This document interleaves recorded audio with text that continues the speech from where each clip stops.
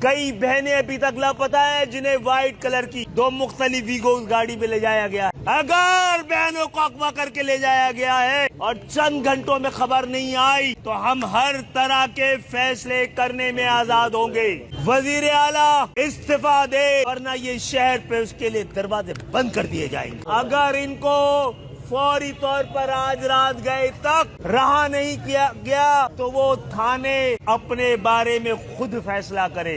اور زرداری صاحب، اپنے وزیر اعلیٰ کو آپ پٹا نہیں ڈالیں گے تو بلاول ہاؤس بھی اسی شہر میں ہے۔ تو ہم 24 گھنٹے کا الٹیمیٹم دیتے ہیں، آپ وضاحت کریں کہ آپ نے کیا کیا۔ ہم صرف پٹے ہیں، آج پیٹنے کی ذمہ داری لی نہیں ہے۔ ہم لڑنا نہیں چاہتے، لیکن آپ جانتے ہیں کہ ہم لڑنا جانتے ہیں۔ بات غیرت پہ آ جائے تو پھر نہ لڑنا بے غیرتی ہے۔ نسل پرست وزیر اعلیٰ، دعا کرو جو خبر میں دے رہا ہوں وہ سب غلط ثابت ہو، ورنہ یہ شہر اگر کھڑا ہو گیا تمہیں نتائج خود پتا ہے۔ تم نے آج اس شہر میں مزید خون بہا دیا، اب تمہاری باری۔